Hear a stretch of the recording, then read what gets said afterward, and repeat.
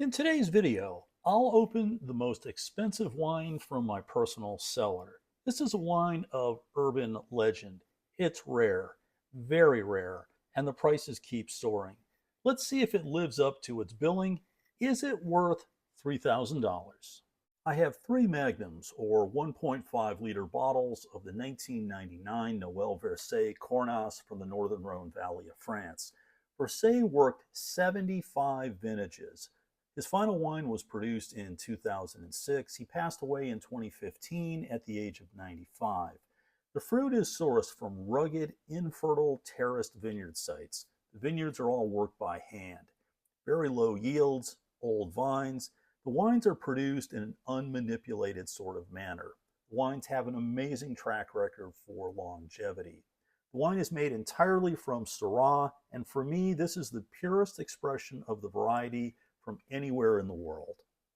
The label is very simple. It looks like countless other French wines. The producer name is barely visible. It's tucked in the lower left corner, and the handwritten L1 refers to the lot number. And note the alcohol level of 12.5, surprisingly low for wines from this part of the world, even back 25 years ago. As for the vintage, 1999 is part of a multi-year streak of very good vintages for the Northern Rhone. In terms of price, the range is spread, but a web search shows about $800 to $1,500 per 750 milliliter bottle from various vintages from the 1990s, and it's double that or a bit more for a 1.5 liter. The prices have spiked in recent years with diminished availability. Hi everyone, I'm Bob Paulinski. I've been a master of wine for more than 20 years, and I've worked in the wine trade for more than 40 years. I post YouTube videos as often as I can. If you've not yet subscribed, please consider doing so right now. Hit that like button. Definitely hit the notification bell. That way you'll be kept up to speed on all things happening here. And if you have any like-minded wine friends, please share this video. All of these things help to grow my channel. It's much appreciated. Store your wines well and you'll be rewarded when it comes time to open them. This wine has been stored in the ideal environment from the time I took possession of it. Cool, consistent temp, 55 Fahrenheit, 13 Celsius, dark, minimal UV light, relatively humid environment with minimal movement. So I want to be completely transparent here. I did not pay $3,000 per bottle, not even close. And the story is this: I owned a wine shop for many years. Each year I would get an allocation of the Verset wines with the 99 vintage. Somehow I ended up with some cases of the Magnum bottles. Now, I'm a little embarrassed to say I paid $25 per bottle, sold the wines for about $40. I sold my shop in the early 2000s. And at that point, I loaded up my personal wine cellar. I ended up with 6 bottles of the Cornas in my cellar. Check the wine level with the bottle standing upright, as oftentimes it will drop as the wine ages. The gap between the wine level and the base of the cork should be no more than the width of your thumb. Standing the bottle upright for a day or two prior to opening will allow sediment to settle into the base of the bottle. Check for the presence of sediment with a bright light. Since this wine sees minimal cellar treatment, it retains a slight haze that will not settle. Now, some may not agree with this, but I am not a fan of decanting old bottles of wine. In my opinion, it often does more harm than good. If needed, I'll simply pour the last glass through cheesecloth. Now, remove the capsule, wipe the top of the bottle with a clean cloth, and since the cork is in good condition, I'm using a basic old school waiter's corkscrew. This is the critical point. Be careful, since old corks can often be fragile and they can crack or splinter. I'm opting to use a burgundy glass for this wine to really capture the full range of the aroma. The color of the wine is a faded red and there is a slight haze, but it's a positive sign that there is no browning at the edge of the glass. So for starters with older wines, always take a good look at the cork once it's been extracted. This is really the weak link. Oftentimes, if something's going to go sideways, this will be the cause. And you can see there is a bit of bleeding here, and that might be cause for some concern, but I don't think this is really over the top. The cork still seems firm. It's not crumbly. I think overall, I'm going to say probably in good shape here. I think this has done its job. Now, as for the wine itself with the aroma, and it's just been open a couple of minutes.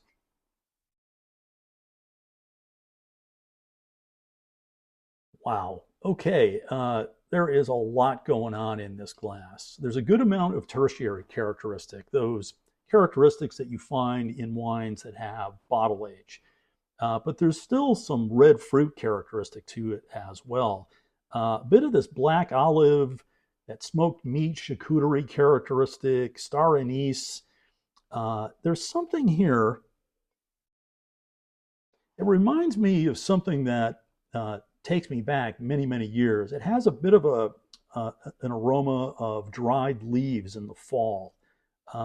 Pretty cool. I think there is, well, not think, there is a bit of Brettanomyces in this wine, and I'm actually okay with that as long as it's there in a small amount.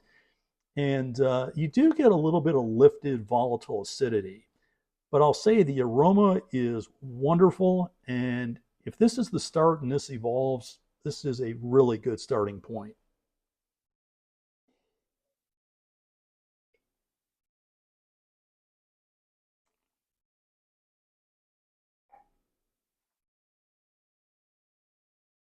Okay, on the palate, um, you can tell definitely this wine does have some age to it, but it has definitely not crested the hill. There's still plenty of life here.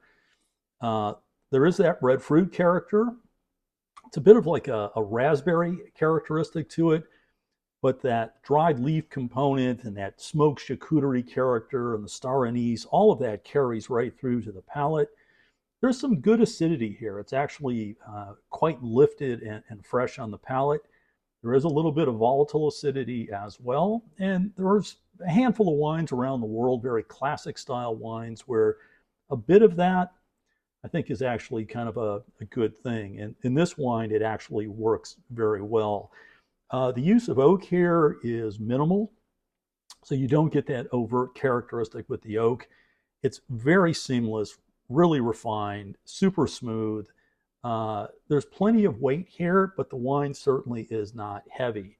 Now, I've had a couple of other vintages. I've had the 98 vintage, and this is going back some years ago, but I remember that being much deeper in color and a bit of a more of a fuller, heavier, heartier style.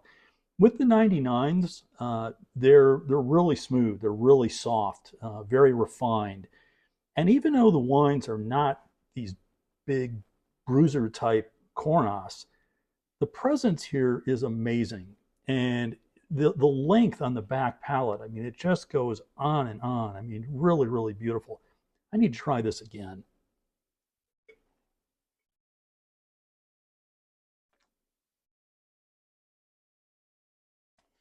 Yeah, this is tremendous. It's drinking beautifully at this time. Now, sometimes with older wines, when you first open the wines, there's a little bit of that uh-oh moment. Is the wine going to be in good shape? Uh, this is holding together really well, very true to form. Love this wine from start to finish. I'm going to come back in a few hours and I'm going to retaste this wine. But as of right now, home run, absolutely love it. Over time, the wine forms a completely natural sediment crust that adheres to the inside of the bottle. This is a sure sign that the wine has not been overly fined or filtered. So at this point, I am back after 3 hours, but I have lied to you and I am shamed. My plan was to pour a glass, let it sit for a few hours, and come back. Didn't happen. I've been tasting the wine about every 15 or 20 minutes, and the evolution from where it was to where it is right now is really quite profound. It's like constantly changing. And the aroma now very much highlights that spice character, that cracked pepper, charcuterie note, star anise. All of that is coming out much more in this wine, but it's really pretty. There's good focus, nice intensity. I mean, wonderful purity on the aroma. Outstanding.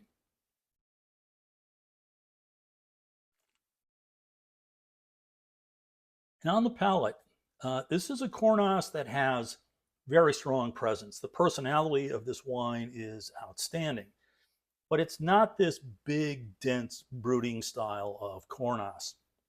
It's much more elegant. It's very refined. There is amazing length on this wine. Um, this is a lot of fun. The wine really is showing well, and I'm glad that this bottle really is showing its full potential. Beautiful wine from start to finish. Love it, and I'm sure this is going to continue to evolve over the course of the rest of the evening. The burning question is this wine worth $3,000? Well, I think this all comes down to personal preference and your own priorities. But for me, would I spend $3,000 on this wine? The answer is no. But I will say this, I've had four, there are two remaining. My intention was to sell both bottles through auction. I'm not going to do that. I'll sell one through auction and I'm going to keep one. I think the wine is too rare, it's too interesting, and I'd love to see how this wine evolves in maybe another 5 or 6 years. So I'm going to keep a bottle and I'll come back at some point and try it. It's wonderful, and I really do want to experience this again. So I'm having dinner with some neighbors tonight. They are preparing the meal. I'm bringing the wine. I think we're going to have a good evening. I'll tell you, this keeps changing. Now the characteristic is much more floral. Coolest wine. I mean, this is just so much fun. I hope you're drinking something interesting as well. If you have any questions, please post it down below. I try to follow up on each and every one.